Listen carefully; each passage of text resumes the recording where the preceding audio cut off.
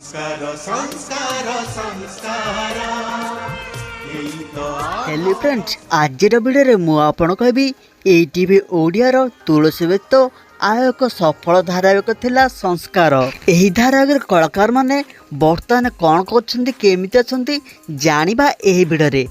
एही धारावाहिकटी सोमवार ठारू शुक्रवार पर्यंत संध्या 7:30 दौथिला। संस्कार धारावाहिक रे जगन्नाथ मिश्र भूमिका रे प्रथम अभिनय करथिले जॉर्ज तिवारी। जॉर्ज तिवारी एही धारावाहिक रे पाखाई 50टी एपिसोड रे अभिनय करथिले।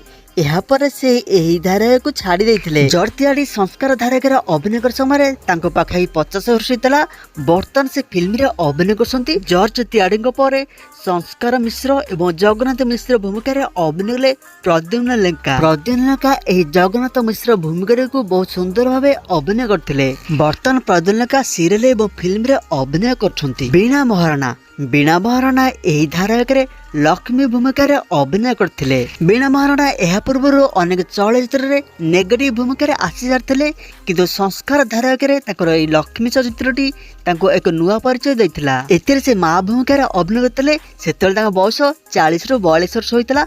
बर्तमान तक पाखाई 60 वर्ष हो गलानी। अभिनेत्री स्निग्धा महांती एही धारावाहिक रे मंजू भूमिका रे अभिनय करथिले। फिल्म संतान रे जेबोले कैरेक्टर से करथिले एही संस्कार धारावाहिक रे तांकर कैरेक्टर सेही बळे थिला। बर्तमान स्निग्धा महांती सीरियल एवं फिल्म रे अभिनय करछंती। अभिनेत्री कांता सिंह एही धारावाहिक रे जीता भूमिका रे अभिनय करथिले, जहा एक खलनायक चरित्रटी थिला। बर्तमान कांता सिंह कोनसी फिल्म और धारावाहिक रे अभिनय करूनाहांती। कांता सिंह एही धारावाहिक अधार छाड़िया परे तांको जगह रे अभिनय कले स्मिता त्रिपाठी मतो एही धारावाहिक रे किछि दिन पई अभिनय करथिले। एहा पर से मतो एही कैरेक्टर अधार छाड़ी चली गले। बर्तमान स्मिता त्रिपाठी धारावाहिक मंगला कन्या रे अभिनय करथार देखा मिलथिले। स्मिता त्रिपाठी छाड़िया परे जीता कैरेक्टर को अभिनय कले कीर्ति महांती एही धारावाहिक शेष पर्यंत से जीता कैरेक्टर रे अभिनय करथिले। बर्तमान कीर्ति महांती तोरी पाई तो पाई रे अभिनय करछंती। अभिनेत्री पुष्पा पंडा एही धारावाहिक रे चंद्रिका भूमिका रे अभिनय करथिले, किंतु बर्तमान से धारावाहिक रे अभिनय कर छाड़ी देई फिल्म रे अभिनय करछंती। अभिनेत्री मेघना मिश्र एही धारावाहिक रे शिखा भूमिका रे अभिनय करथिले। मेघना मिश्र से समय चाकरी करथिले, जोथ पई से अधार संस्कार सीरियल को छाड़ी देथिले। बर्तमान से फिल्म रे अभिनय करछंती। अभिनेत्री दीप्ति पंडा एही धारावाहिक रे लेखा भूमिका रे अभिनय करथिले एवं धारावाहिक शेष पर्यंत से एही चरित्र रे अभिनय करथिले। बर्तमान दीप्ति पंडा सीरियल रे बेले बेले अभिनय करछंती। अभिनेता रतन मेहर एही धारावाहिक सुधाकर भूमिका रे अभिनय करथिले। बर्तमान से मध्य सीरियल रे अभिनय करछंती। अभिनेता भगवान बेहेरा एही धारावाहिक रे रितेश भूमिका रे अभिनय करथिले, जहा एक खलनायक चरित्रटी थिला। बर्तमान भगवान बेहेरा धारावाहिक रे बापा भूमिका रे अभिनय करछंती।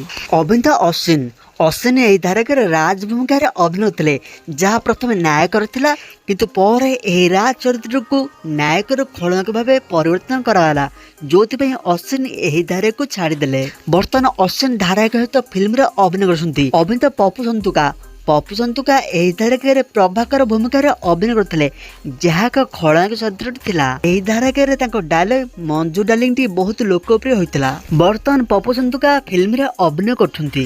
अभिनेता लॉरेंस बेहेरा एही धारावाहिक रे सुशांत मिश्र भूमिका रे अभिनय करथिले, किंतु जतले कहानी 16 वर्ष आगु को बढ़ाई दिया गला, सेतेबेले लॉरेंस एही धारावाहिक को छाड़ी देले। संस्कार धारावाहिक परे लॉरेंस अन्य के धारावाहिक फिल्म रे अभिनय करछंती, किंतु बर्तमान से यात्रा रे अभिनय करछंती। सुशील भूमिका रे अभिनय करथिले नरेंद्र बर्तमान कोनसी फिल्म एवं सीरियल रे अभिनय करनाहांती। अभिनेत्री मधुस्मिता एही धारावाहिक रे सीमा भूमिका रे अभिनय करथिले। मधुस्मिता एही धारावाहिक रे प्रथम झियो पर मां भूमिका रे सीरियल शेष पर्यंत अभिनय करथिले।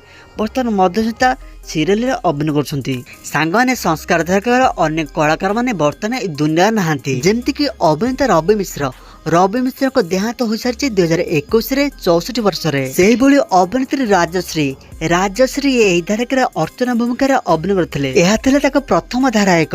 बर्तमान राजश्री ए दुनिया नहांती। 2022 रे ता देहांत हो सारी 37 वर्ष रे। सेही भली अभिनेत्री दीपा सामंत संस्कार धारावाहिक रे शेष पर्यंत अभिनय करथिले, किंतु बर्तमान से दुनिया नहांती। 2020 रे ताको देहांत होईची कैंसर पई। अभिनेत्री काजल मध्य एही धारावाहिक जूली भूमिका रे अभिनय करथिले, किंतु किछि एपिसोड पर से एही धारावाहिक को छाड़ी दैथिले। बर्तमान काजल राजजोग सीरियल रे ମା ଭୂମିକାରେ ଅଭିନୟ କରୁଛନ୍ତି। ଅଭିନେତା ସମରେଶ ରାଉତରାୟ ଏହି ଧାରାବାହିକରେ ରାହୁଲ ଚୌଧୁରୀ ଭୂମିକାରେ ଅଭିନୟ କରିଥିଲେ, ଯାହା ଏକ ଖଳନାୟକ ଚରିତ୍ରଟି ଥିଲା। ବର୍ତ୍ତମାନ ସମରେଶ ରାଉତରାୟ ଫିଲ୍ମରେ ଅଭିନୟ କରୁଛନ୍ତି। ଅଭିନେତା ସମ୍ବିତ ମଧ୍ୟ ସଂସ୍କାର ଧାରାବାହିକରେ ନିଜ କ୍ୟାରିୟର ଆରମ୍ଭ କରିଥିଲେ। ବର୍ତ୍ତମାନ ସେ ଫିଲ୍ମରେ ଅଭିନୟ କରୁଛନ୍ତି ମୁଖ୍ୟ ନାୟକ ଭୂମିକାରେ। ଅଭିନେତା ସୁକାନ୍ତ ରଥ ଏହି ଧାରାବାହିକରେ ଜୟନ୍ତ ଏବଂ ଜଗା ଉଭୟ ଭୂମିକାରେ ଅଭିନୟ କରିଥିଲେ। ବର୍ତ୍ତମାନ ସୁକାନ୍ତ ରଥ ଅନେକ ଧାରାବାହିକ ସହ ଫିଲ୍ମରେ ଅଭିନୟ କରୁଛନ୍ତି। ସୋଫିଆ ଆଲମ ଏହି ଧାରାବାହିକରେ ସୁନୈନା ଭରଦ୍ୱାଜ ଭୂମିକାରେ ଅଭିନୟ କରିଥିଲେ, ଯାହା ଥିଲା ଏହି ଧାରାବାହିକର ମୁଖ୍ୟ ନାୟିକା ଭୂମିକାଟି। ସୋଫିଆ ଆଲମ ଏହି ଧାରାବାହିକର ଆରମ୍ଭରୁ ଶେଷ ପର୍ଯ୍ୟନ୍ତ ଅଭିନୟ କରିଥିଲେ, ଯେଉଁଥିପାଇଁ ତାଙ୍କୁ ଆୱାର୍ଡ ମଧ୍ୟ ମିଳିଥିଲା। ବର୍ତ୍ତମାନ ସୋଫିଆ ଆଲମ ଫିଲ୍ମ ବ୍ୟତୀତ ମଞ୍ଚରେ ଅଭିନୟ କରୁଛନ୍ତି। ଅଭିନେତ୍ରୀ ମାମୁନି ମିଶ୍ର ଏବଂ ଏଲିନା ମଧ୍ୟ ଏହି ଧାରାବାହିକରେ ପ୍ରଥମ ଥର ପାଇଁ ଅଭିନୟ କରିଥିଲେ। ବର୍ତ୍ତମାନ ଏଲିନା ଧାରାବାହିକ ଫିଲ୍ମ ଦୁନିଆଠାରୁ ବହୁତ ଦୂରରେ, କିନ୍ତୁ ମାମୁନି ମିଶ୍ର ସିଦ୍ଧାର୍ଥ ଟିଭିରେ ଅନେକ ଧାରାବାହିକରେ ଦେଖିବାକୁ ମିଳୁଛନ୍ତି। ସଂସ୍କାର ଧାରାବାହିକରେ ସ୍ୱାତି ଭୂମିକାରେ ପ୍ରଥମେ ମୋନାଲିସା ଗୌର ଅଭିନୟ କରିଥିଲେ, କିନ୍ତୁ ପରବର୍ତ୍ତୀ ସମୟରେ ସେ ଏହି ଧାରାକୁ ଛାଡ଼ି ଦେଇଥିଲେ। ତାଙ୍କ ଜାଗାରେ ଅଭିନୟ ଥିଲେ ମାମୁନି ବର୍ତ୍ତମାନ ସିରିଏଲରେ ଅଭିନୟ କରୁଛନ୍ତି, କିନ୍ତୁ ମୋନାଲିସା ଗୌର ଫିଲ୍ମ ଓ ସିରିଏଲ ଦୁନିଆଠାରୁ ବହୁତ ଦୂରରେ। ସାଙ୍ଗମାନେ ଏହି ଧାରାବାହିକରେ ଅନେକ ଗୁଡ଼ିଏ କଳାକାର ଆଉ ଅଭିନୟ କରିଥିଲେ, କିନ୍ତୁ ତାଙ୍କ ବିଷୟରେ କୌଣସି ସୂଚନା ମିଳିଲା ନାହିଁ। ଆପଣଙ୍କୁ ଯଦି ସଂସ୍କାର ଧାରାବାହିକଟି ବହୁତ ଭଲ ଲାଗିଥିଲା ତାହେଲେ କମେଣ୍ଟ କରନ୍ତୁ ଏବଂ ଲାଇକ୍ କରିଦିଅନ୍ତୁ। ଏଇ ତ ଆମର ସଂସ୍କାର।